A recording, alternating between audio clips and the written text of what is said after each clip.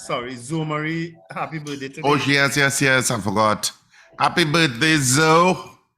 Hope you have a fantastic day today. There's so many people's birthdays around this period because Nigel Ogis' birthday was on Monday, I believe it was, together with Pini Arnold Goindan, who's another actor. There's so many people whose birthdays are along. Ria Ali's own is coming up. Aaron Schneider's own was just before Richard's, the day before Nigel Ogis.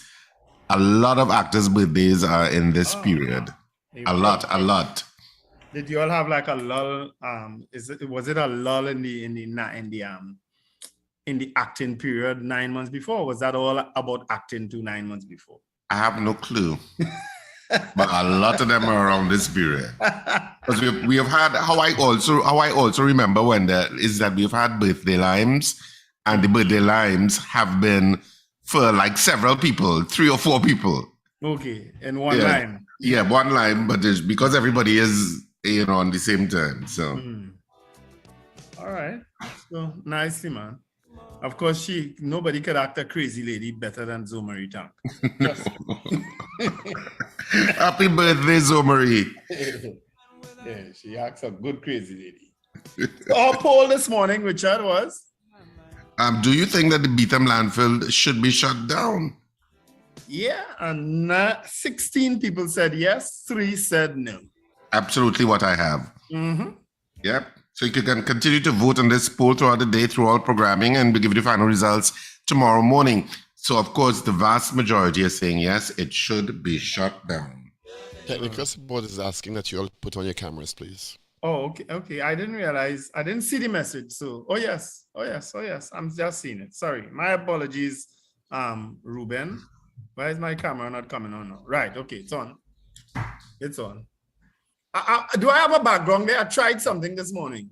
Yeah, with your son. Is that your son? Are you seeing a picture and calendar and thing in the back? Yes, I seen the calendar, but I seen a picture. Right. So then I didn't do it correct then. I tried something and I didn't do it correct. So let me go back to my blurred background. Where's my blurred background? All right. Let me go back to blue because see if you comment, Paul. Paul, I see your face twisted and turning to make a comment. Please exercise some control. Is it gone back? Has it gone back blue now? Yes, it is. Right. I tried to just find pictures on somewhere to put in the back, thinking I would only see that picture. It's difficult for you to realize if it's working or not. Well, yeah. A lot of times, I go on my... You don't know if it's working. I go on my way. You turn it on here, but you don't know if it's really working. A lot of times I go on my way. It works for me. I don't know if it's working for all you. Okay, sometimes you don't know you're turning time, but you don't know if it's working. I get yeah. Oh, God. It's the worst if it's working, though. It's getting right response. It's the Holy Week. It's the holiest week in the calendar in the world.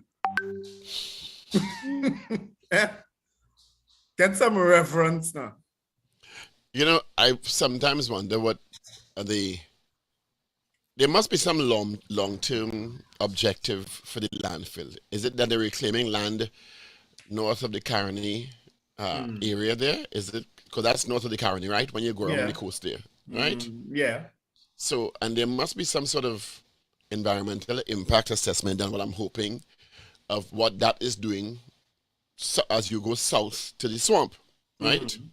Because it's rubbish and toxins you're filling it with. Yeah. So I'm presuming that there's some plan for that area, because you can't just be indefinitely filling and building a mountain. Yeah. So what is the plan? What has it ever been disclosed what the plan is for this constant filling of this area? At one point, I think my memory leads me to believe that there was some sort of plan, because they were reclaiming land in that area, because a lot of that is swamp and marsh before the landfill was there. Not so? Yeah.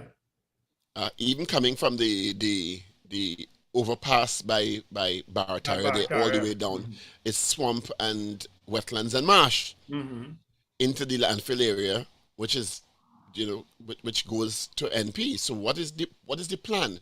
Is it that we're going to indefinitely be filling it with rubbish? And at what point do we say, okay, well, what is the use of this because all over the world they use landfills, and but they have a plan, a long-term plan, whether it be an industrial park they're going to put on it or something. Yeah. Yeah, as I said, Miami has it down pat to me. And even Miami's overflows for to capture water, they've made it into a kind of resort, kind of look. They do a water fountain in the middle of it, you know what I mean? And they landscape the edges of it. So it's wastewater, you know, or overflow water, you know, but you wouldn't know that when you're driving by it, you know, you'll just see this beautiful lake. And probably a fountain. Because somebody thought about it a bit. Yeah? Yeah, because people... Richard always makes a statement, yeah? And it's such a profound statement because it's just a simple statement, but sometimes we take it for granted. Aesthetics matter. Yeah. How you feel when you're driving into your capital matters. How you feel when you're in your capital matters. But how your surroundings, because your surroundings impact you. If your surroundings are upgraded and they look good, you feel good, you have a tendency to want to do more for your country. But when you're walking, you're driving the police, but the first thing you see is the landfill, followed by, if you go over the overpass, you see the car park for homeless people. Then you see the Brandar Promenade in a dilapidated state. Then you see the potholes. How do you think that affects the psyche of the country? And if you come down the bus route, you see this big waste of a space that they say was meant for a retention pond. I remember when Jack Warner was doing that, I suggested that they do something nice and have a fountain in the middle and make it look nice with the water in it. But no, nobody don't listen. It's a stark difference, and they get it, you know, but they get it for what they want to get it for, because all these people, to this government's credit, they have invested heavily in refurbishing the Magnificent Seven. So when you drive around in Savannah, you get a sense of pride. You get a sense of history. You get a sense of who we are and what those buildings mean to us and the history of the country. And it has a positive impact because you can run around in Savannah, you can exercise, you can drive around, you can go to your family on a weekend or whenever you want to go and enjoy the space. Why is that not translated to downtown Port of Spain? Well, I'll tell you why. Because even that attempt by the Rowley administration, Dr. Rowley's administration, got flack for it. And if you remember when Mr. Manning had put... Yeah, but I don't want to get into Rowley administration versus Kamala administration versus... Because what I'm talking about here is about any government in power. But let me make my point, because I'm saying that governments have attempted to do all manner of things that always get flack. When Mr. Manning put that fountain, remember, right by President's house there? What's that noise? Hold on, there's a dog fight going on somewhere. Okay. I'm not sure what that was. Oh, okay. I see what you tried to do there. When Mr. Manning, you remember that fountain that they put by just as you're turning left by Queen's Hall there? You remember that? You remember the big bacchanal over just that? And noise about the expenditure, why he's spending money and that, why he's putting that there? But those are things that you see in developed countries. Those are places that people go to and drive by just to see and relax. But we always making a noise about everything any government do in this country. We making a noise about it. There's always objection to everything any government do. Well, I mean, you may be right, but that doesn't mean that governments can't do it. Exactly. And there is a fundamental disconnect between people who have governed us post 1962 in terms of the quality of life of citizens, in terms of the places, the towns and cities and villages in which they live, and how those places are enhanced to promote a better quality of life. So there's no city or town or village you can go to in Trinidad and Tobago that is perfect. I agree. There's some that are better, but none are perfect. None. You meet degradation, you meet dilapidation wherever you go. Yeah. But you know, very often what you also get is somebody is somewhere, Ministry of Planning, whatever it is looking at this space with a view to improving the quality of life for people who use this space, whether it be residents, nationals, or visitors, and understanding that is important. understanding that this is your capital. Hmm. And Yeah. people need to have a sense of pride in your capital. It's not supposed to be like a dump. They closed the Barnard Promenade for months. Did someone say, okay, while it's closed, let's use the time to refurbish it? You know, you see what you raised there, Paul? I raised that in council. I told them, I said, now that we've taken a decision to close the Barnard Promenade due to COVID because of all the gatherings that was taking place there, what are we doing in the meantime? Where are the Power workers? washed it. Why are the workers not painting and fix sprucing up the place? broken chairs. Yeah, why aren't we sprucing up use that opportunity to spruce up the place? I got silence. And I'm sure it's minuted somewhere in City Hall. Me raising that. I get tired, you know. I get tired. I am a traveler. I understand and these things are going on.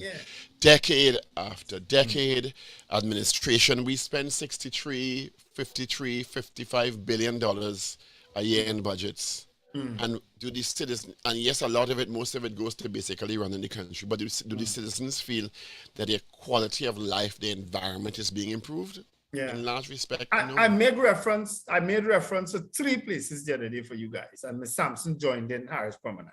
But you see the Arima, where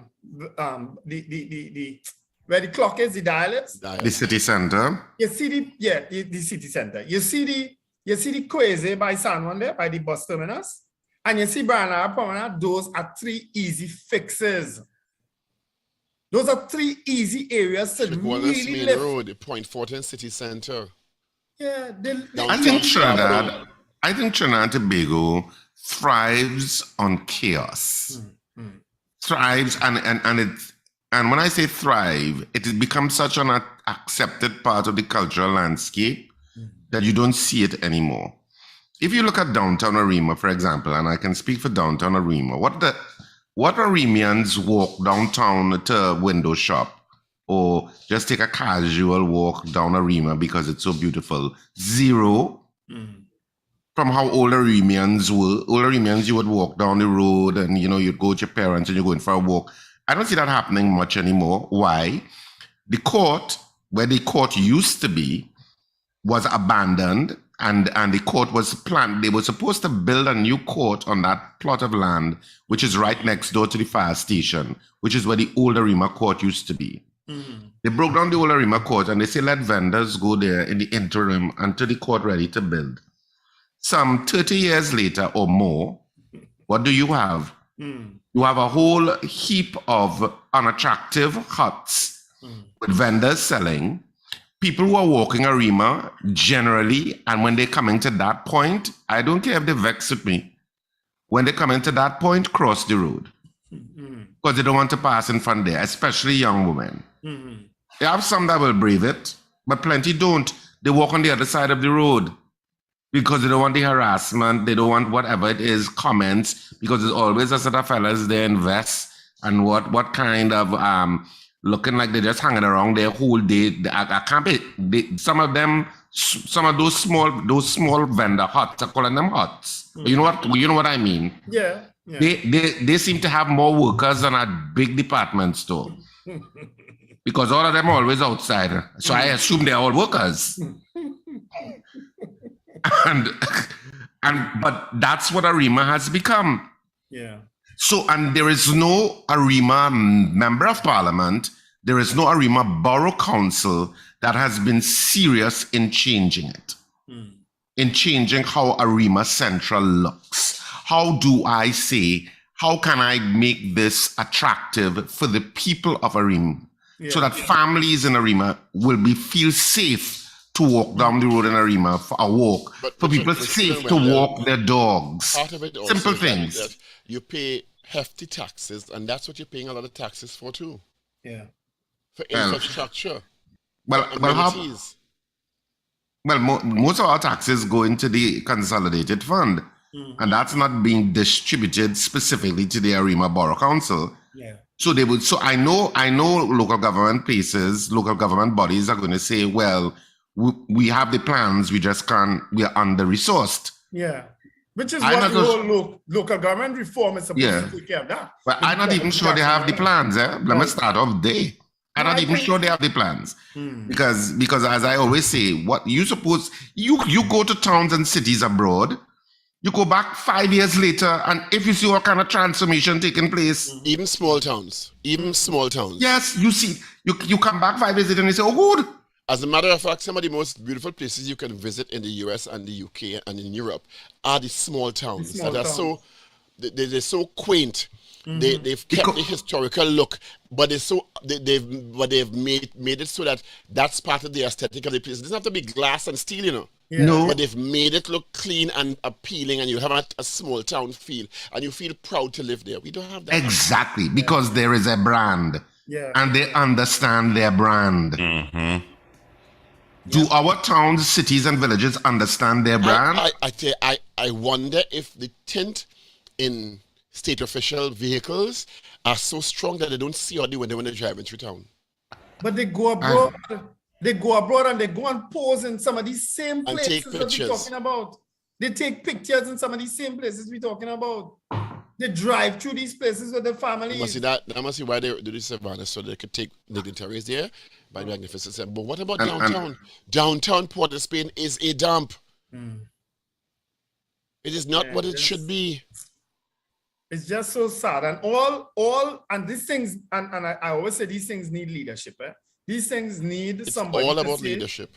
These things need somebody to say, listen, you see all right, Port of Spain, let's use Port of Spain as an example. You see the 12 districts, you see for this year, this fiscal year, we put in all the money that you generally have to split up into 12 districts. We put in all the money to deal with the Brian Lara Promenade. We go in and fix the Brian Lara Promenade so that all the people in all the 12 districts will be proud to go there. That is what you're doing this year. Steve, check your phone. You see, next year, all right, so we're going to do and you see the final year, because you're going into election now, so you want to make sure that you have to know the politics. Okay, we focus on the 12 districts and make sure that each district has something that the people in the district could be proud of. How difficult is that? How difficult is that? Huh? When I think about it, sometimes it just irks me. Now, I'm happy to see that UDCOT is advancing the plans for the Aripita Avenue enhancement project.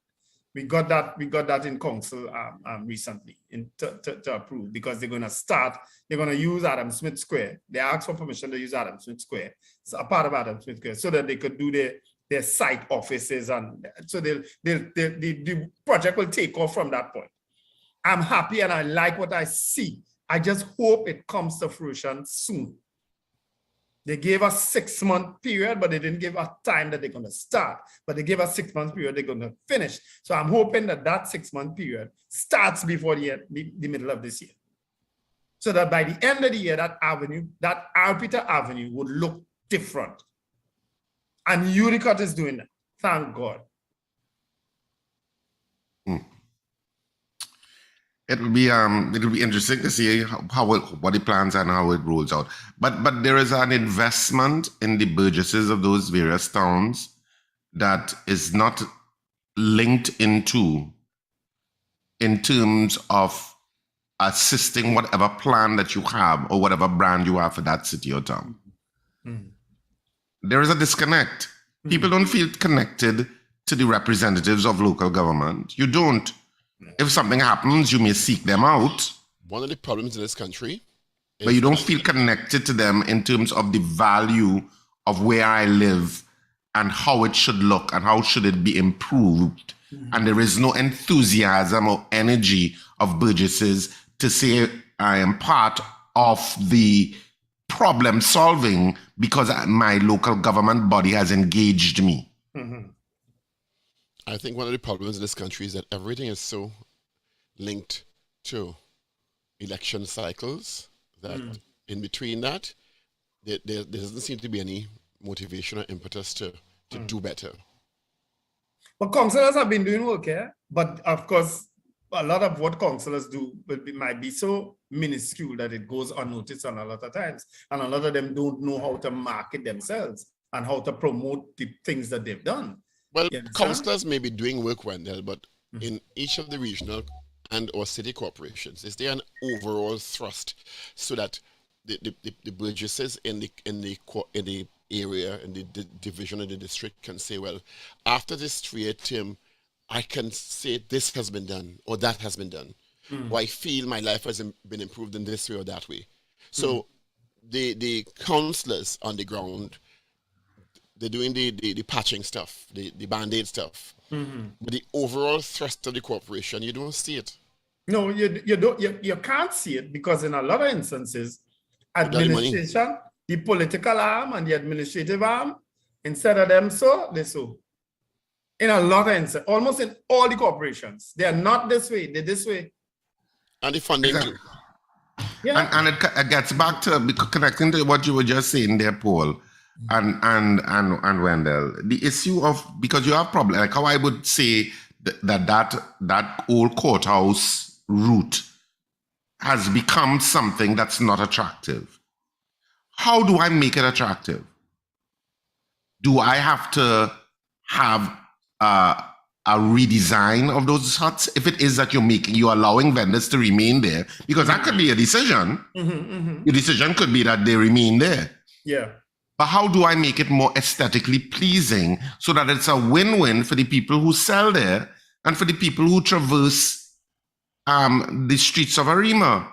How do I make it that we both are users that are not irritating each other? What codes you put in that says, okay, if you are selling here, there's a certain degree of how you comport yourself because other people are using the roadway. Yeah. Yeah. How the buildings look. You can decide those things. Yeah. And I'm just saying there doesn't seem, that's why I say Trinidad is like, I don't even want to call it organized chaos sometimes, but we just accept that whatever is. Yeah, but people like and you know him, Richard, he messages us all the time, Dean Allen. I mean, he has some excellent ideas, and even for that Tacarigua space there, but people like that don't get that opportunity. Instead, we just say we using it for vending and let them go however they want, when they want. So to get to a vendor in Tacarigua. Now, whilst that was an excellent idea how it started out, but it's so chaotic. There's no order. There's no order to it. I think I need a break again. Yes. So you mean opposite Belgrove there? Yes. In the Eddie Hart Savannah. But I think it's ordered now, What?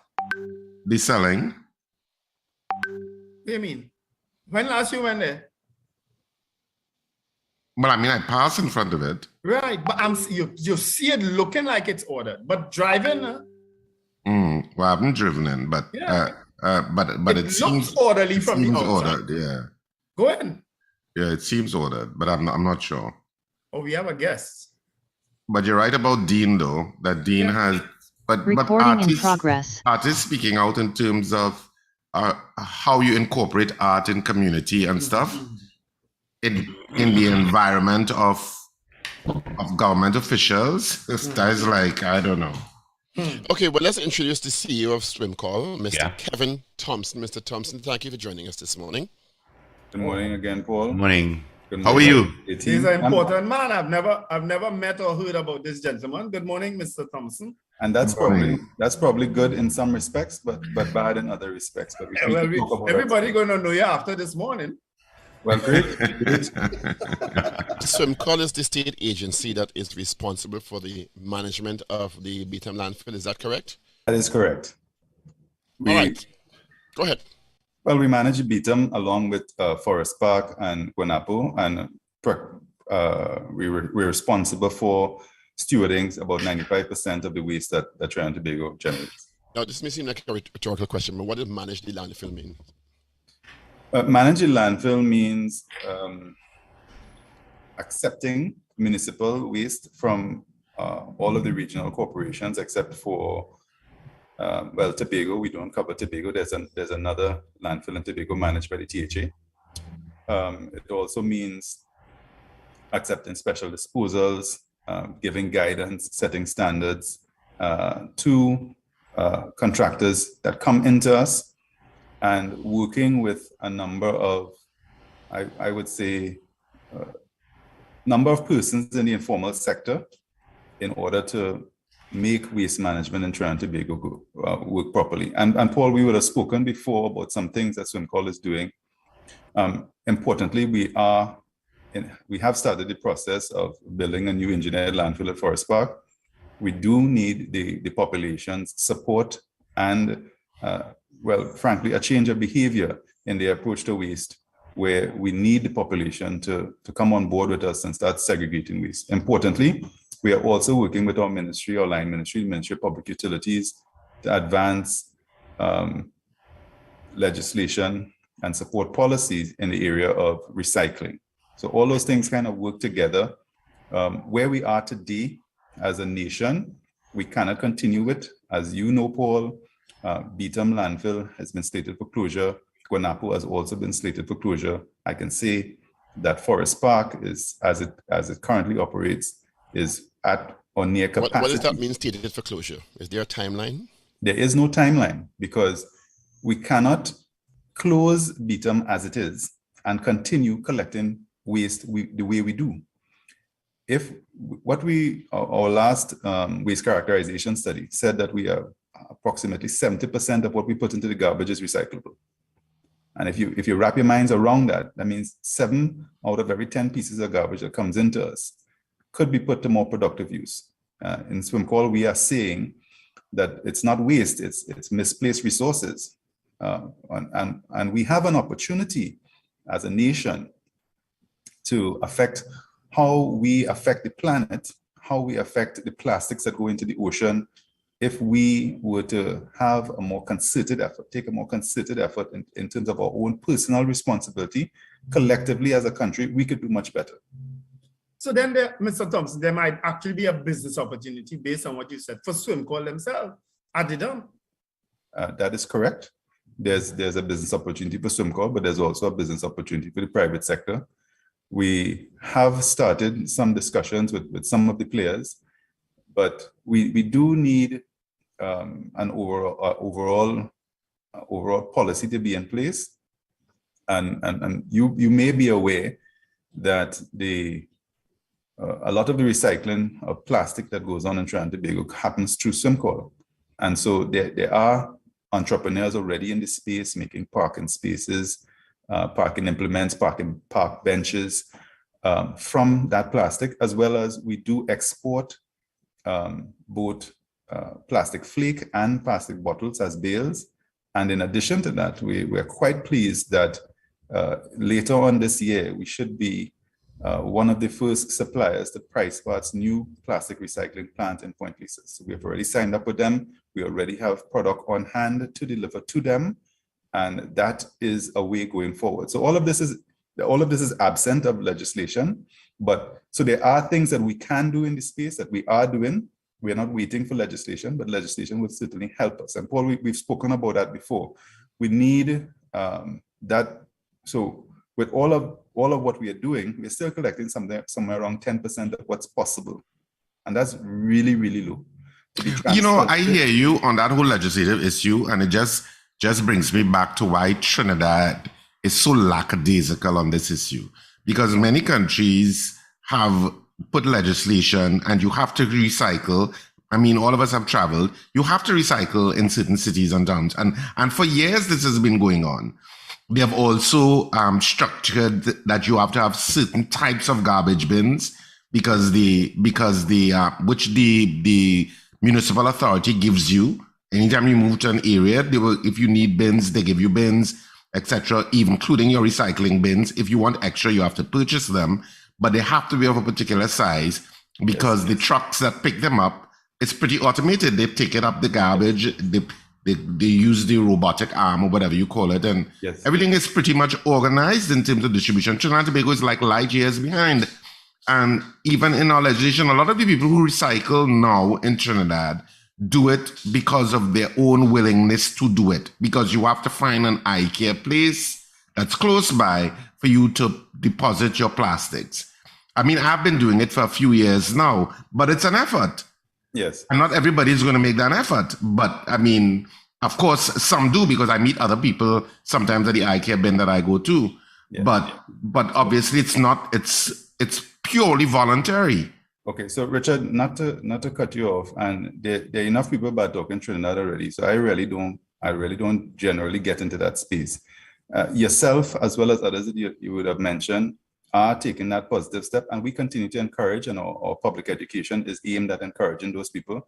The conversation I would have had with Paul before on this is really around the legislation, as you quite rightly pointed out, is going to support the larger catchment, that 90% that it may be they're not aware.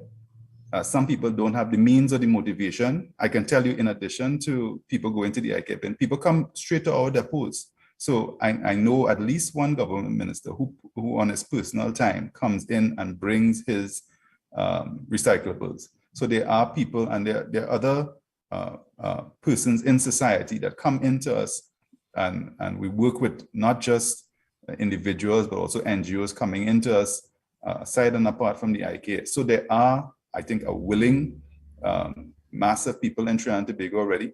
The challenge continues to be that the volumes need to be up. I mean, but share with the greatest of respect, without, just like you talked about the corporal punishment in schools issue that you thought it had to be legislated. Unless, and we are generally that type of society, unless it is illegal to put a plastic bottle in your garbage and do separate it, unless it is illegal, well, it's illegal not to litter, unless it's enforced. Yes. But that's the next thing. Passing the law is one thing. Enforcement of the law and putting the systems in place to keep the law enforced consistently is something completely different. And you know, we are a state that like to be policed. Well, I wanna challenge that. That is something that we say, and it's an easy answer. And my challenge always is, and I will defer to you, Paul. Maybe you have more experience in this space, and certainly in the legislative space than yes, I'm older. Yes, I see it more. But the thing is, incentives have to be aligned. And whether the incentives are positive in terms of having some sort of deposit refund, or negative in terms of having some enforcement of the legislation, we need to align the incentives. And all behaviors are driven that way. If you go to other countries, I've visited over 40 countries in my time, and people are not very different from Trinidadians, you know. And where enforcement is lax, they do what they would like. And there are countries that are because a culture has been developed through public education campaigns and stuff. So it's not the enforcement or the alignment of the population to a particular behavioral pattern. It's not automatic. It's encouraged. It's incentivized. So yes, humans are humans, but in a country that has grown accustomed to, and I'm saying it plainly because I'm a Trinidad, I love this country to death. We are a country that generally doesn't pick up environmental courses just like that. Because we have, in some people, because we have more bread and butter issues. And they're not mutually exclusive because they're actually linked. But there has not been that kind of thrust. The recycling bill is still, we're waiting that. There's so much that needs to be done to align the ducks in a row to make this happen. And Paul, what you're alluding to is the fact that this is a complex question. If it were a simple question, quite frankly, it would have been answered already. If the solution was simple, it would have been implemented already. I mean, anybody would like to say that this thing was done.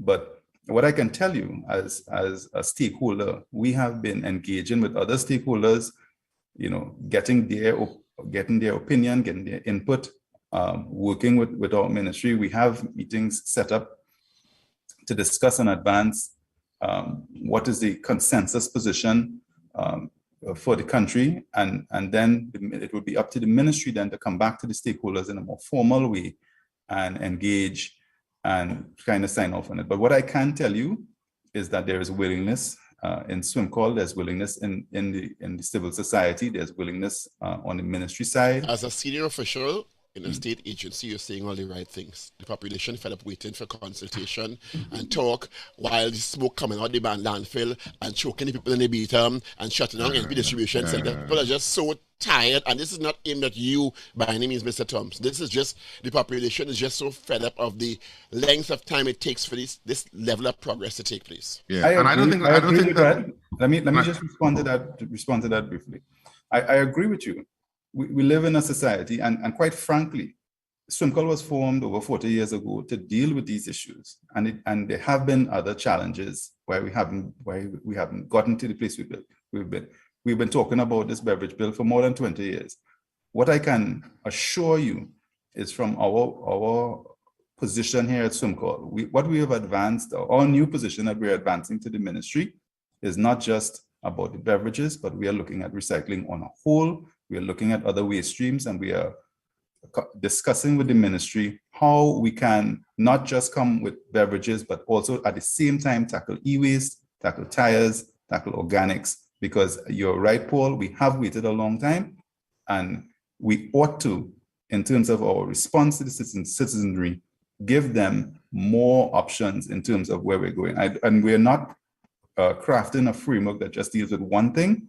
We have been doing this for far too long, and we need to show some result to the population. More than that. So Thompson, yes. I don't know how long you're at SWMCOL, but wasn't there at one point in time, under I think Minister Hazel Manning, a transfer station that was done right there by Sealots, right by Abattoir Road, to deal with some aspect of that, what we're talking about? Whatever became of that? So the transfer station is still there. What I can tell you is that in the context of an overall integrated solid waste management system, which we are working on with the engineered landfill in Forest Park, the concept speaks to a number of transfer stations, because what we are contemplating is having places where the different streams are collected and those resources are placed properly rather than all ending up in the landfill. As I mentioned, as I started off, if we continue with 100% of the waste, which contains 70% of the recycling, going to one new landfill that we are creating, we will very shortly use up that landfill as well, and we'll be back in the same position. What we have started doing, and you would see SWMCOL is positioning itself in the public space, in the public education space. We are on social media, we are advertising, because we have started that activity along with the preliminary studies. I'm pleased to say the last of which is just about getting started, a new waste characterization study for the nation. We have started all of that activity so that in 3 to 4 years' time, we should be in a place where the nation is fully engaged, the legislation is done. And of course, I make no promises. I am not myself a legislator. Perhaps Paul. But you can't make any promises, because making promises in this country. No, I'm not making comes back promises. to haunt you. What I'm saying is, we are putting the enabling environment by ensuring that the public education is done, ensuring that the studies are done, and it would be up to the government of the day in terms of funding and in terms of legislation to get us over the hurdle. What's different? All of the other thing. What's different, Mr. Thompson? Because you're talking. Why I'm asking what's different, because you're talking the talk, and Trinidadians and Tobagonians know we can all talk the talk. We could talk. I could tell you what's different. So what's different? Why should we believe you that anything is going to change? Okay, that's a fair question. In 2019, when I assumed office in SWMCOL, the work began on that engineered landfill. So we have been talking the talk for a number of years, both at SWMCOL and in other places.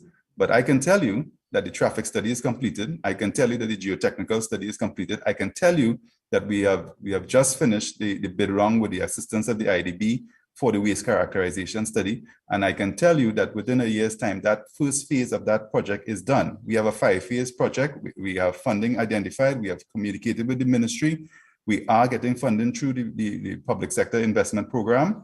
So if one were to read the budget, if you read last year's budget and the previous budgets, if you speak to us at SWMCOL, you will see that something tangible is happening. The total project cost is something in the order of $500 million TT dollars. And we have, as one would prudently do the engineered studies, do the preliminary studies, so that we can come to the government with a design that we can with all assurance say this will work for Trinidad and Tobago, because this is based on the land that is there, the soil that is there, the waste that we are generating. We have put in place the transfer stations. We have locations for them. This is how the plan would work, and this is what we would like you to fund. So it is different, because what was happening before, all we had was a lot of talk. Mr. Thompson, can I ask you to hold on for 1 minute? I have a news brief to do. So just hold for me for 1 second. Let's get into our news brief, and it's all courtesy Champlain Auto Services. This is your news bulletin from Power 102 Digital.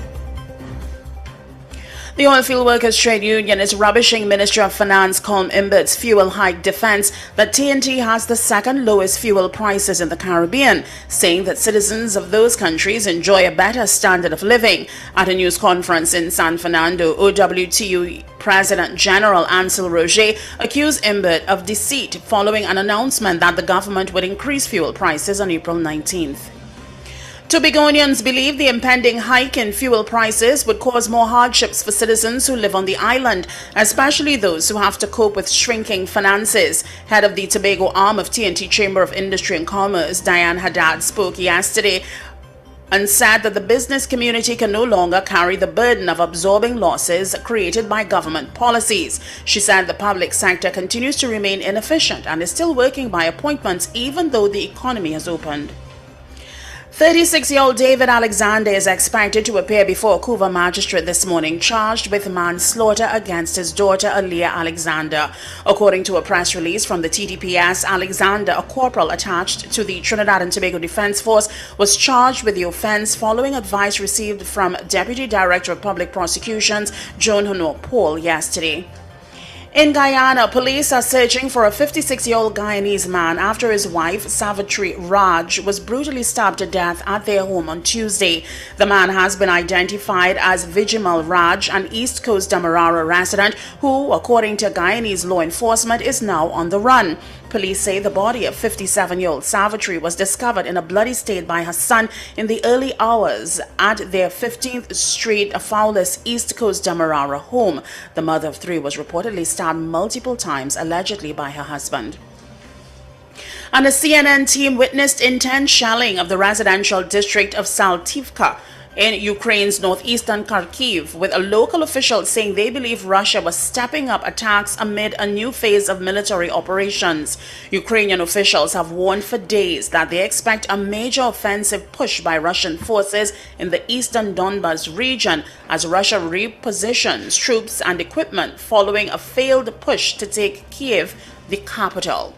Well, that was your news update to 8 o'clock. Look out for news in full coming up at 12 noon. Do you need to get work done on your vehicle? Look no further than the Auto Champions, Champlain Auto Services. From vehicle inspection to shutdown service, they do it all. Champlain Auto Services, great mechanics and technicians, exceptional customer service with accessories galore. Champlain Auto Services is your one-stop shop. They are your Auto Champions. You name it, they can fix it. Champlain Auto Services, Eastern Main Road, opposite Carib. Call 662-6545 and like us on Facebook. Champlain Auto Services. We do it all. Up to date and credible.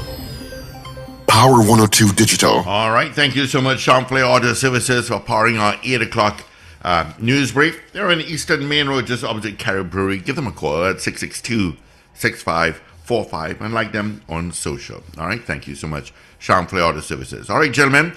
Welcome to the third hour of the Power Breakfast Show. Paul Richards, Richard Ragoobarsingh, Wendell, Stephen and myself, Steve Khan, and our guest, CEO of SWMCOL, Mr. Kevin Thompson. Gentlemen?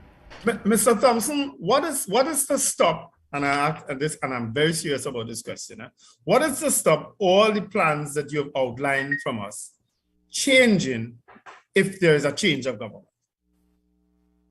Well, you're asking me to speak outside of both what I know and into the minds of the political directorate. I cannot speak for the political leaders of either party or of any party, that seeing that there are others on the horizon.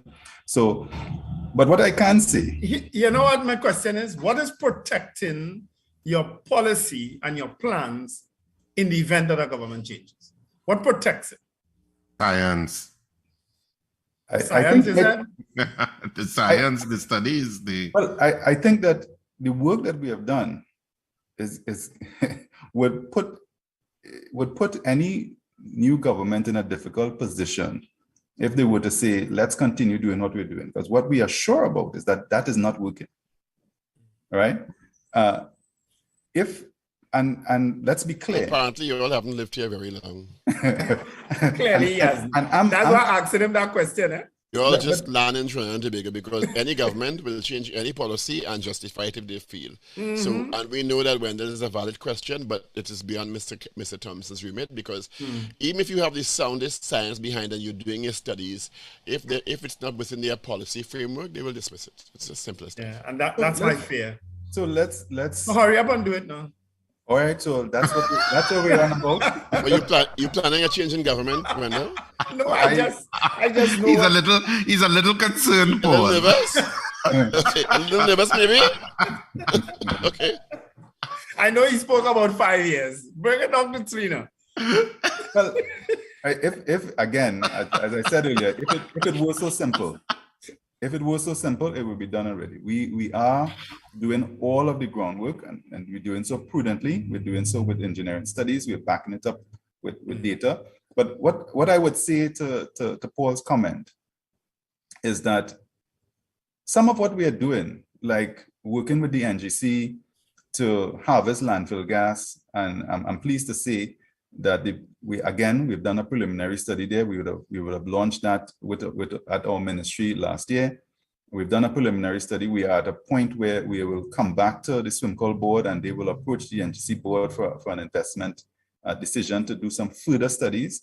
And we're expecting in a sort of June timeframe to come to a final investment decision. So we are not just waiting, I keep challenging. The government to change. We're not waiting on the government, and I don't think the government wants state agencies to wait on it either. I think they want active participants in this. Has there been? Because I think I read something recently that there had been studies done by the EMA in terms of the Beetham Landfill and the levels of toxicity in the air there and otherwise. Have you done that kind of study? So an assessment can be made of how safe the environs are based on the burning of refuge, the storage of huge amounts of rubbish, chemicals, etc., maybe going into there? All right, so I'm not aware of that study. What I can say is that the EMA does have a air quality sensor that is at the WASA facility just west of our facility. What I can say about SWMCOL is that we have been doing air quality measurements. We are again doing air quality monitoring at all our locations over the next 3 years. It's a study that we are contracting, and we will report back to the EMA on it. What I can also say, but I can ask you a question based on your responsibility as a state agency under the USH Act. Part of your responsibility as a state agency is to provide a safe working environment for your employees who are, in some of them, in that facility. Is that correct?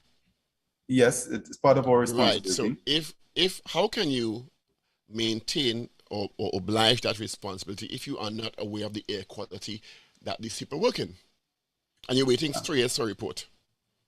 No, that's not exactly what's happening. We do reports on a rotating basis. Every year and every month we are doing air quality reports, and then on a rotation basis we do a further in-depth study, more data points, just to ensure and to double check that the data we are presenting is correct. So the air quality at the Beetham Landfill now is safe for humans to be in there? I would say yes. You ain't sound too sure about that, you know. Well, Mr. Thompson, the short answer is yes, right? Yeah. We would have seen at the EMA's monitor, to the west of our facility would have been picks up not just what SWMCOL does. It also picks up what's in the atmosphere. Sahara dust, it picks up the particulates coming from the highway, it picks up the salvages burning outside of a SWMCOL. So in an easy sense, it's easy to say the state agency, the government, and that's a simple answer. But I would offer that anytime for the challenges that we have. Somebody offers you a very simple answer to a very complex question. The chances are the answer is wrong. It's much more nuanced than that. Your suggestion is that the problem lies west of the dump.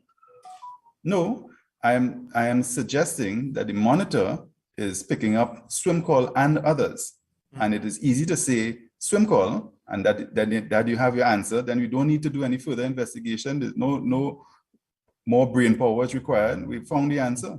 But in the context of a landfill, yes. And I understand it's a big world and there are many factors that may or may not contribute to any particular level of particulate or any other toxin that may abound. But I'm sure we could all agree that a landfill with rubbish coming from so many different areas in a country may more than likely have a higher possibility of having to be examined a little more closely for its contribution to that situation.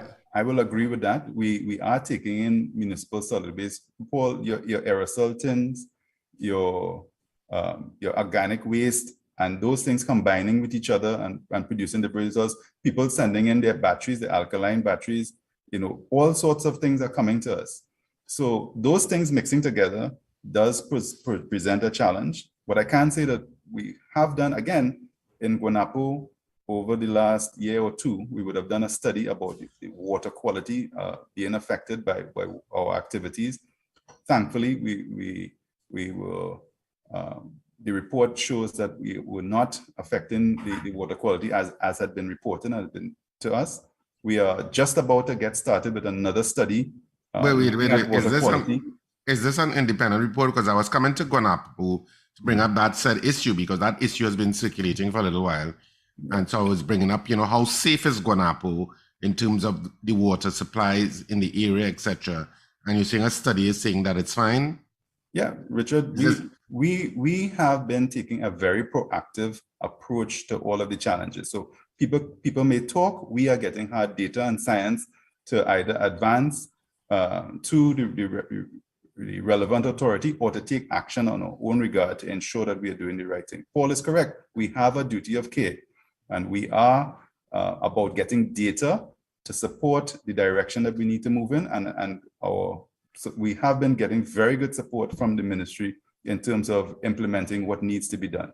And certainly, was that made public? Because to counteract the talk about the water quality in Arima that the Guanapo was affected?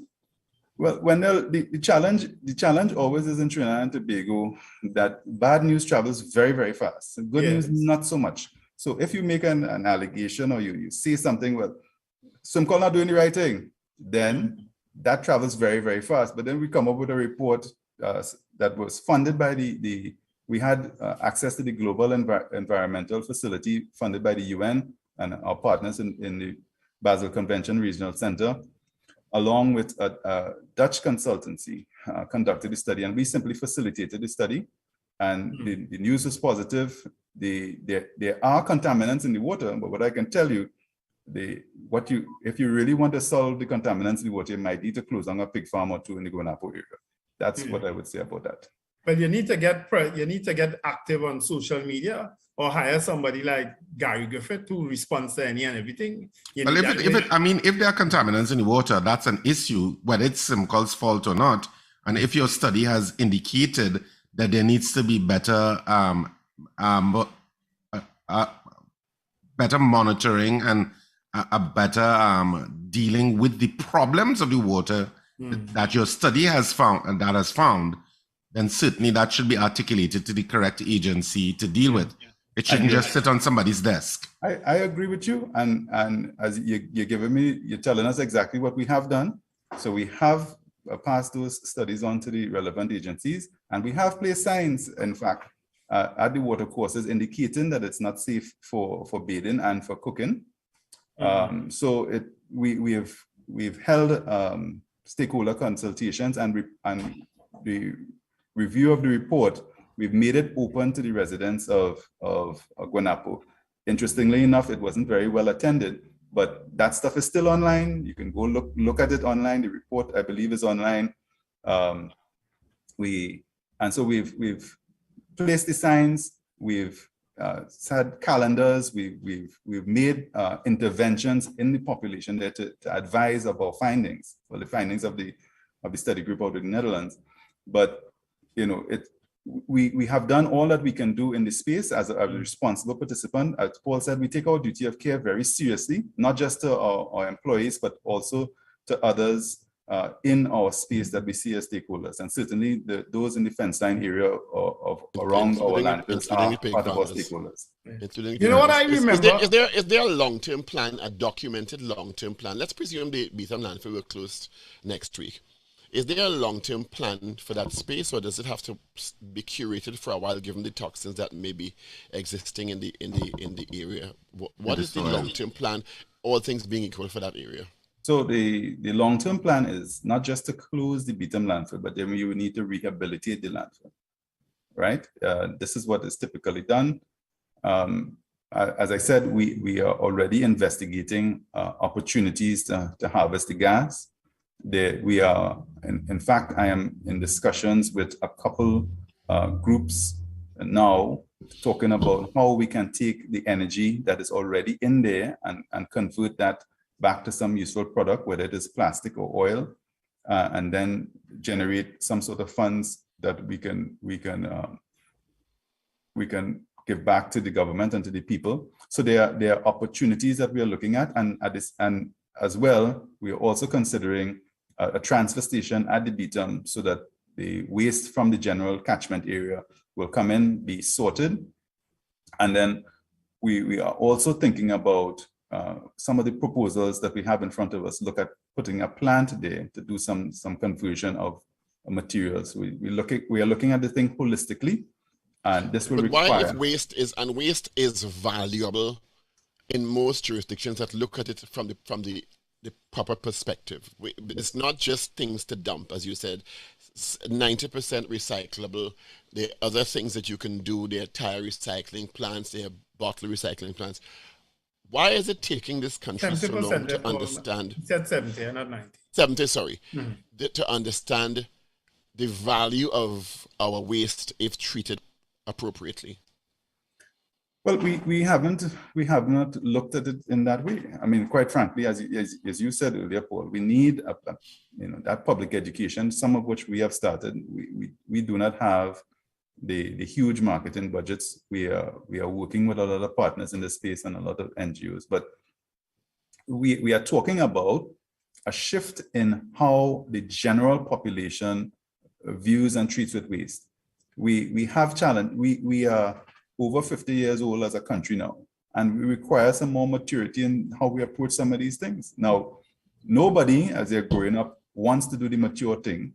It gets to the point where you have to do the mature thing, and I think we're at that point. I think what is going on globally in terms of global warming is presenting an opportunity for us, and we are part of our campaign, our No Pollution Resolution campaign this year, is about challenging every citizen, every participant in the space, every stakeholder, to make their own no pollution resolution. You do not need that external person or legislation to force you into doing things. You can make a resolution. You can be part of the solution. That is the challenge that we have put into the country. Don't wait on anybody else. Be part of the solution. Be the solution, as Gandhi would have said. Be the solution. I'm glad you raised that issue of campaigns, Mr. Thompson, because SWMCOL had a very successful campaign at one point in time, I think under Pat Bishop, Chase Charlie Away. It was a hugely successful campaign. Why haven't you gone back to that? Because that worked. And I think they have gone back to Charlie, haven't you? Well, Wendell, you made me feel bad, but Richard made me feel a lot better because Charlie is back. Yeah, Charlie not in my face like it used to be back then. Well, we need Charlie. Everywhere we look, we used to see Charlie back then. You're quite Someone right. told my nickname growing up was Charlie. Well, I don't know about that. I'm just telling you. But for a completely different well, I don't know. I don't even want to go down that route. What I can say about Charlie is that he's on YouTube, he's on Twitter, not Twitter, he's on Instagram, he's on Facebook, he's on billboards at the side of the highway outside UE. Charlie is back. We recognize his his presence, and it's a conversation that we have been having.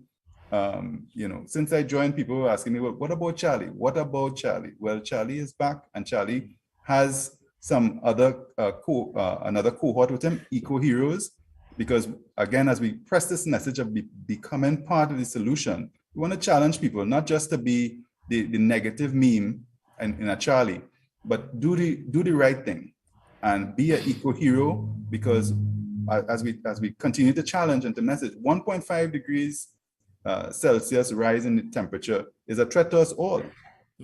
So that is important enough for us to forget about whatever political persuasion we might be, and look more closely at our individual actions that we need to take. And that's great. You're saying all the right things, Mr. Thompson, and that's correct. But I want to give him an idea, Paul. Paul, just before you go up that but this kind of follows through from what he was saying, because a large part of the behavior change can only come from consistent, well-crafted public information campaigns. It's okay and well to say, well, let's all be the change we want to see. Gandhi said this, Martin Luther King said we need to come together. It takes a village to raise a child. We all know that. But on an individual basis, people struggling with their life challenges, and there are many struggles these days, yes, may not be as in tune without it being rotated like an ad campaign. We know the success of ad campaigns. Boom Champions, our sister service, did a very successful collaboration with SWMCOL 3 years ago, where we went into a couple of rivers and was shocked, because we went with garbage bags and we partnered with SWMCOL employees and cleaned up the trail to Maracas and Joseph and a couple other trails, and was shocked at the amount of rubbish we found in these beautiful areas. Isn't it incumbent upon SWMCOL to continue that, particularly reaching the younger generation that a Boom Champion audience will reach, because that is where your change will take place. Not old people like me and Richard and Steve and Wendell. Don't drag me down your rabbit hole, please. All of us. Thankfully, called my name. Right? It is about the 7-year-olds and 10-year-olds who go to the beach and the rivers. It's about them understanding that when you drop the candy wrapper on the ground, it's going to affect them, and their behavior change, if elicited and campaigned for now, will make the change that we want to see down, and not just say the cute refrains of Gandhi and Martin Luther King. That is what makes a difference. When you advertise, when you market an idea into people, it connects. Let me add to that, Mr. Thompson. You see, at every traffic light stop in this country, people generally throw things out of their vehicles. That's a perfect place to put a sign like Chase Charlie out, especially on those grass verges. People, if you go now and you look at any traffic light stop, you will see plastic bottle, beer bottle, all kind of thing right there, because people throw it out of their vehicles. So it's a perfect place to put a sign like that. Huh? I've never noticed that. What? I have. Look good. And go by the mouth of all the rivers and the bottles and the plastics you see. No, he's talking about traffic lights. You go into rivers. No, I'm referring to traffic lights. Traffic light stops. Yeah, I've never noticed that. I've never been at a traffic light and I've seen people throwing anything out. I have never seen that. Okay, all right. Well, I've seen it. I've seen it not just here, but I've seen it in other countries as well.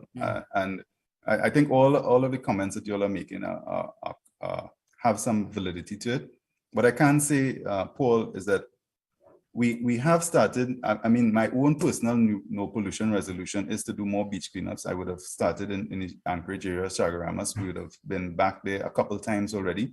Unfortunately, every time we go, we get bags of garbage, which suggests that there are others in the population that don't see things in the same way. And it's very interesting that they come to a nice scenic beach location and then just drop, cartons, bottles. You'd be surprised at the things they'd find. I mean, clothes.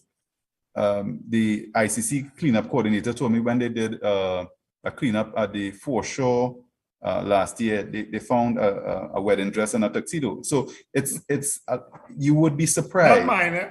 Well, but in speaking about the public education campaigns, you are correct. You are quite correct, Paul. We are in the schools. We are talking to the children in the schools. They are, I think, part of the hope that we have, because they in the conversations, they seem to take on a little bit of a greater responsibility than from the general population. And I can also say that we've launched a campaign online. We've reached, I think, over 100,000 visitors, and we're getting very good traction. So usually on Facebook, you would get about a 2% reaction. We're getting something like 14% real engagement with the population. So we have people participating in our games online. We have people participating in the no pollution resolution, and we're giving prizes. We've given out laptops and tablets and vouchers in internet for the year. So we are engaging. We are looking in the spaces where we can be effective and providing those incentives. So obviously, with 1.3 million people, we can't do that for every man, woman, and child in Trinidad and Tobago. But where we can act and where we can create influence, that is where we are acting, and we are doing so actively, and we are doing so consistently. And there's more to come. We're not, what we are doing now is about the beginning, because as I said, we are tracking towards a future where the entire population is engaged in a particular way.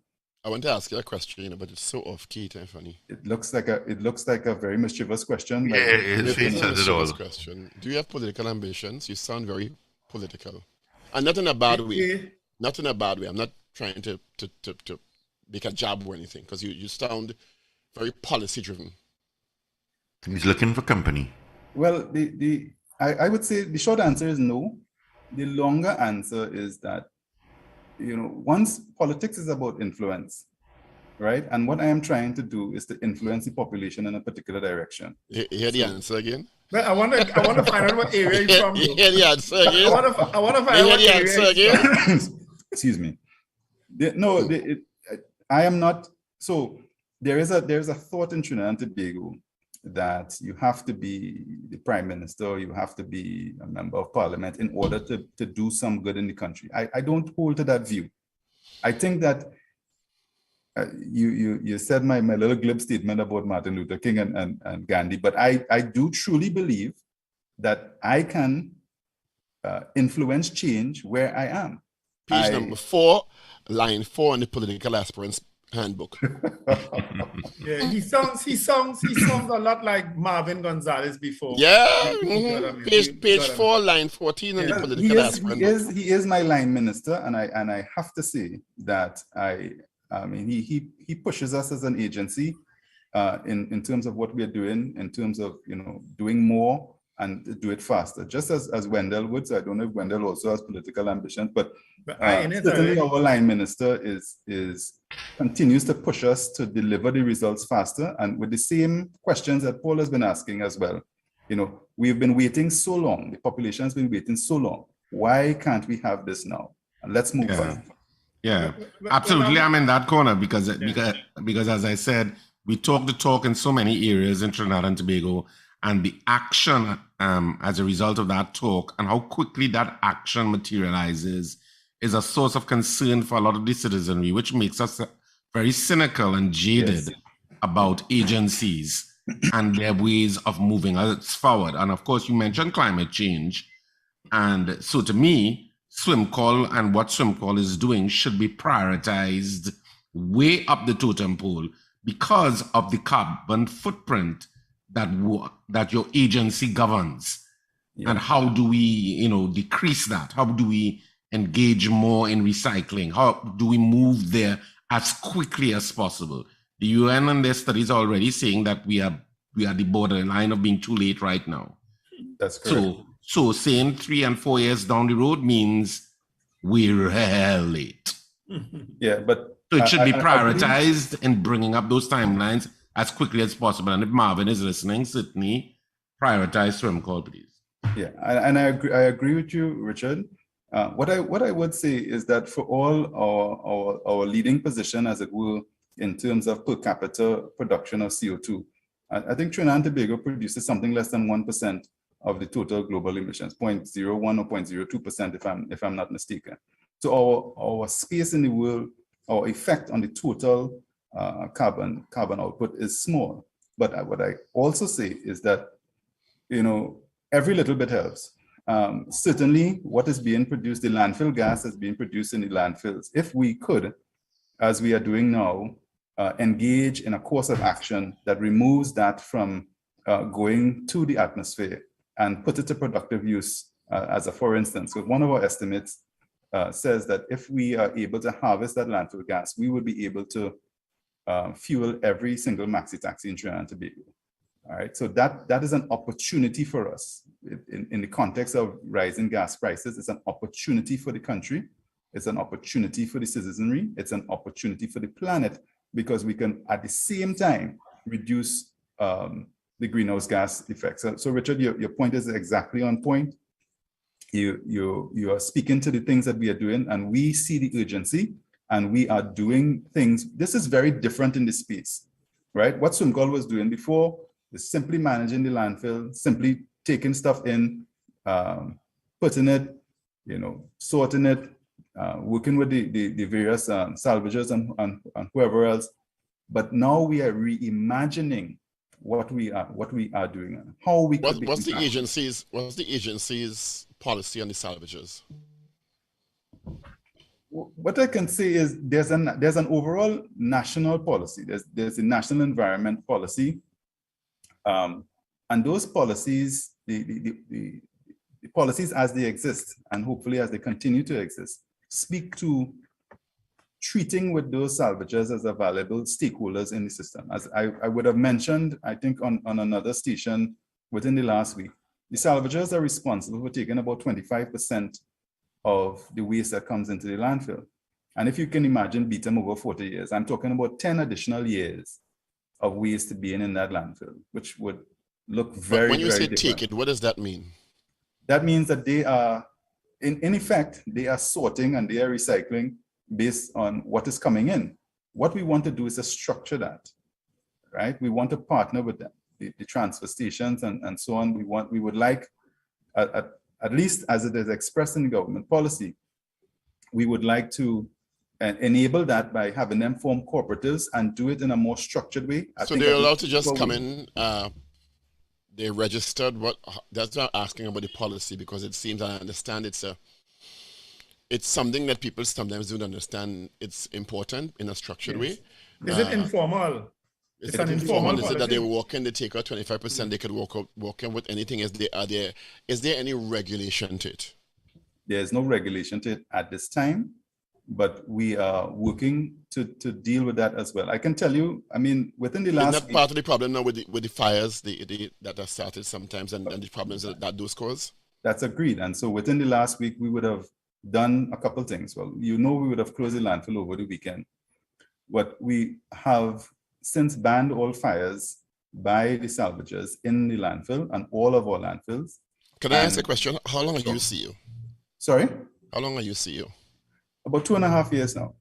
I remember this happening 2 years ago. I remember this happening 4 years ago. So I can't hold you responsible for what's before your tenure. But this is not a new problem with the salvagers in the landfill. We've had these issues where polythene has been blanketed by black smoke before. And we've heard people say before, well, we have a new policy in place to stop the salvagers from lighting fires, but it just never seems to end. Yeah. So here's the challenge, Paul. And you're right. This is an intractable problem. It's not a simple problem that simply taking one action in this space is going to solve the issue. We want to treat with the salvagers in a holistic way. We recognize them as a stakeholder that provide a service to us. However, the way they are doing it is not sustainable. And where we are going with this is that we want things to be a little bit more sustainable. So we are taking several actions, as I mentioned. The engineered landfill that we're doing, looking at the closure of Beetham, looking at doing a transfer station at Beetham, looking at landfill gas being harvested from the landfill. All of those actions taken together, in addition to having the salvagers operate in a more structured manner, can give us a better solution. There's certainly no one-size-fits-all, no blue pill that you can take and then... How many salvagers operated at Beetham presently, do you know?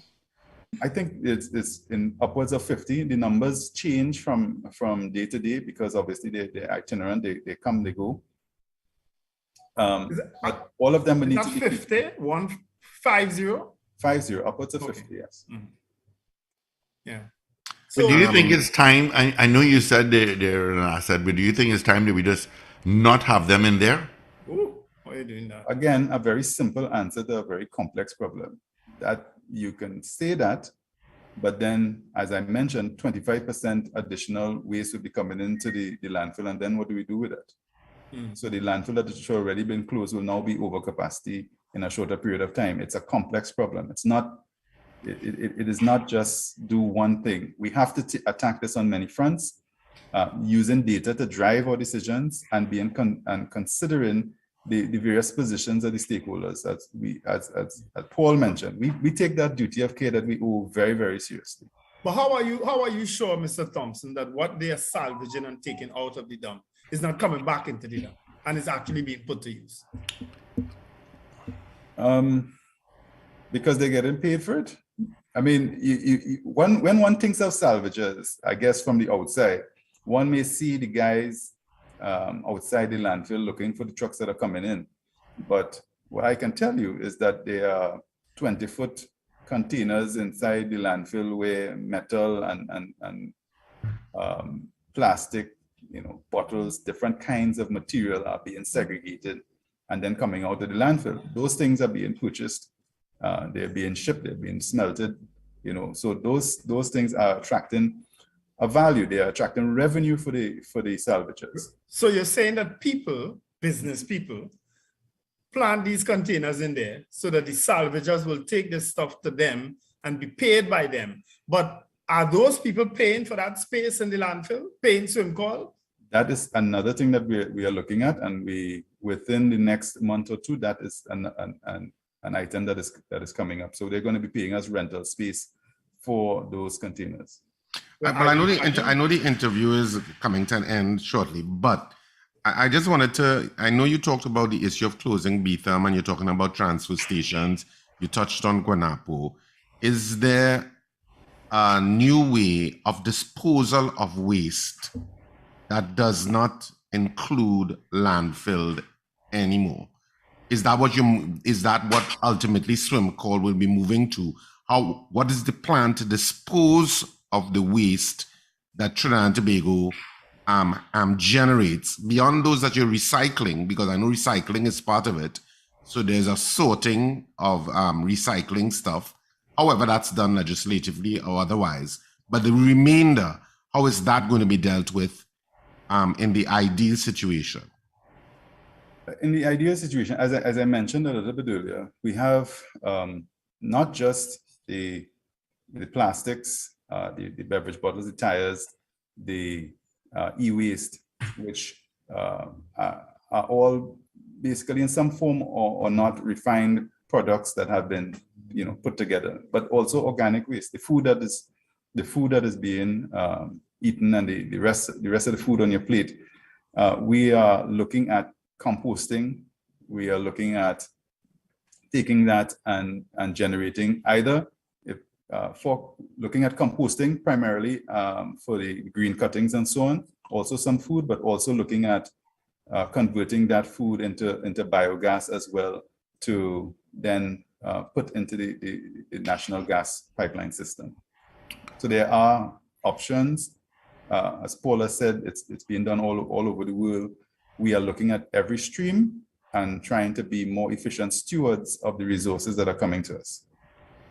Mr. Thompson, I have a message here from Andre. He's saying, can you ask the CEO, Mr. Thompson, whether they plan to put and leave IKEA bin in the Barataria area? They've been begging for one. I know there's one inside St. George's College. Yeah. And I know that people park up on the side and throw it over the fence.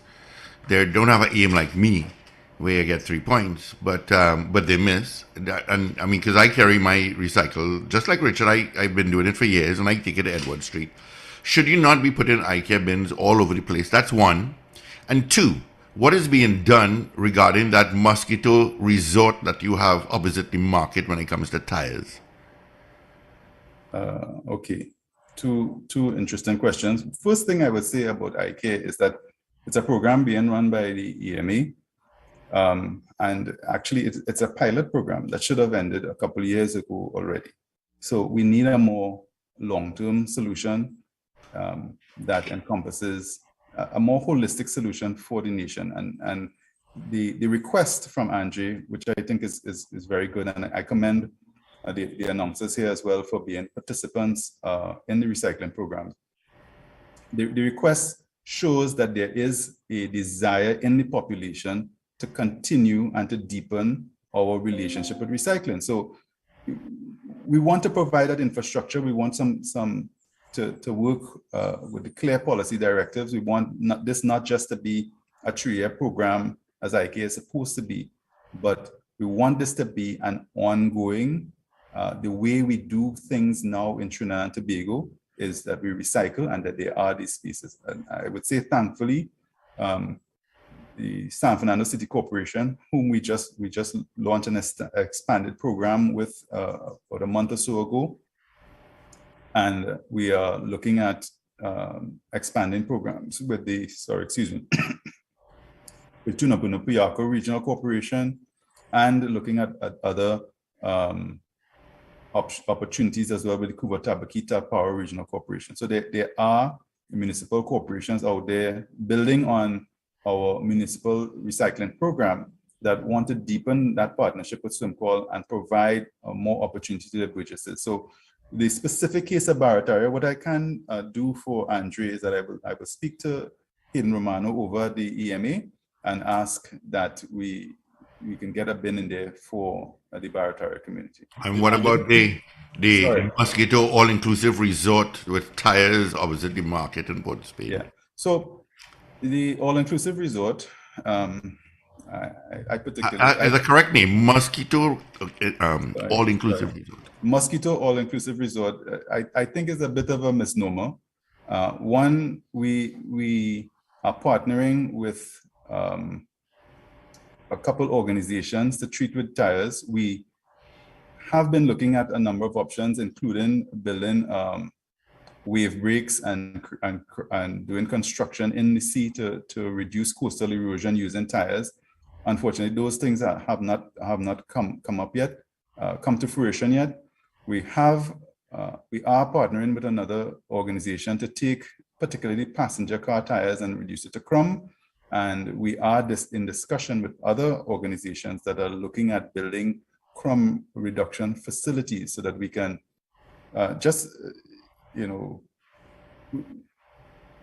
what we are doing with tires right now in the country is not sustainable.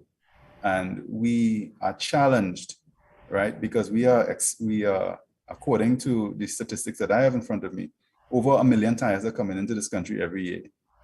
And it is not just where we have them at the transfer station in C-lots, but that's not 1 million tires. So they are somewhere. And unfortunately, you see them in the water, you see them at the side of the road, you see them when you go for a drive to the beach, you see them in gullies.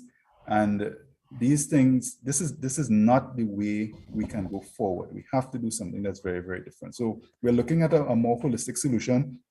Again, as I said, part of the proposals that we're discussing with the ministry includes how to deal with this tire issue. Our overarching goal with tires, as with all of the waste streams, is to create an entrepreneurial environment where the private sector can participate. But if they do not, the government ought to have some program, and the agency in that case would be SWMCOL, looking and creating the systems to treat with the waste in a sustainable manner. And that is how we have to go with it. We have arrived at this point because we were never very conscious about what we were bringing into the country. Everything that comes in at some point, it's going to be at the end of its life and needs to be treated with. Now we're at the point in our development where we need to ask serious questions about when I buy this piece of electronics and when it is finished, how is it going to be treated with? When I'm finished with this tire, what is going to happen to it? Because it's no longer good enough for us to say somebody else will see about that. That cannot be how we treat with things going forward. And SWMCOL is making every effort to provide avenues both private sector and public sector, where waste can be treated with in a sustainable manner. Yeah, because I know that the garbage trucks would not pick up tires. And I think you need to expand it a little more when it comes to e-waste. There's a lot of e-waste that's happening. Yes. And I'm finally, Bree is saying that you should put Charlie in schools. Let them start from young. Because I keep saying, the last major flood we had, the day after, I was driving in Barataria. And I'm talking about after a destructive flood. And somebody is throwing 3 garbage bags, clearly of garbage, into a river, into a water course. And this is after a major flood and people talking about throwing garbage. You know, so I think I figure, I could be wrong, the older heads are set in their ways, but I think we need to bring up the younger people and instill in them. The younger people will tell the older folks what to do, you know. Yes. I'm encouraged by the participation that we have been seeing online. Interestingly enough, I think 65% of the participation are women. And I think that they are leading in this space in terms of the recycling, and they do have an outsized influence in the home. So I'm hoping that influencing continues. But as I said, you know, it's a many-pronged approach. Certainly, we agree with you on the Charlie point. Charlie is already out there. We will continue to deepen that Charlie's engagement with the population along with the other eco-heroes. But we have to take that multi-pronged approach to this. It is a complex situation, and we are taking, I think, some prudent steps to treat with the... If I close my eyes, I'm hearing, this is not a pejorative statement, Marvin Gonzalez. Well, he does, doesn't he? Yes, Mr. Thompson. But you know what, Mr. Thompson, before we wrap up, we also see a lot of people that throwing garbage into bins, but the bins are totally overflowed. I know that goes under the regional corporations. My mother is now telling me here that Mom is saying empty barrels more often in Val Park overflows. So the bins need to be emptied, and of course that would mean a garbage truck going in. Yeah. So what I can say, and this is my plug to the population at large, you know, where you can separate the waste, particularly recyclables, that is going to help us tremendously, because those sorting costs, that time that we take to sort and to get to the standard that it needs to be is a challenge for us as an organization, and I would say is a challenge for us as a country. And if we can have people from their homes separate their glass and their plastic, we would certainly appreciate it, whether it's coming through IK or the other programs that we run. We think that is where we would like the population to help us, and I'm making that appeal. I think from the stance of the various announcers here, I'm pretty sure that your listeners are going to be sympathetic. We are not too concerned about the persons who are not doing the right thing. We want to deepen our engagement with persons who are, and to encourage them to give some sort of social proof that this kind of behavior is behavior worth replicating, and we think that the others will come along. Certainly, all of us remember Charlie, so we know somewhere in the back of our minds, at least, I don't know if we're in the same generation, but at least persons of a certain generation remember Charlie, and we are trying to deepen that engagement with the younger folk, and hopefully we can bring the majority of the population along. And I think all of us would appreciate an environment that is pristine and that is, you know, for us, there for us to enjoy. So I don't see that we are at odds with the majority of the population in that regard. Yep, we have used words that Trinidadians are too nasty. We have used those words here, you know, because that's exactly what happens with some people. They're just nasty and they don't care. You know, and they need to pay a price for it. I don't know how, when. Sometimes I used to say, I wish the garbage that they throw the vehicle, fly back up and slap them in the face when they're driving. I got that extreme because I hate to see it. I'm in the business of cleaning. People pay me to clean. You understand? So it's very difficult to see when people litter the way they litter. They do. I mean, you go by where the bomb newspapers in Curepe, and that is pretty much a garbage dump for the whole of Curepe, you know. That area by the bomb newspaper. It's terrible. It's terrible. Mr. Thompson, I want to thank you so much for spending some time with us on the Power Breakfast Show. You're very welcome, and thank you for the opportunity to speak about a number of the things that we're doing. We don't usually get this opportunity to talk about all that we're doing in this space, and I'm certainly hopeful that the national population is going to take my challenge up seriously and become part of the solution. All right. Mr. Thompson, CEO of SWMCOL, thank you so much. Recording stopped. Thank you, Dorothy. That's Dorothy, by the way. Thank you so much. All the best to you. Thank you. Bye. All right, taking a quick break. I'll be right back. Did somebody say bricks? Eat it with cheese and guava, sausage and jam, or eggs and ham, peanut butter and lamb. That's a Cricks mix.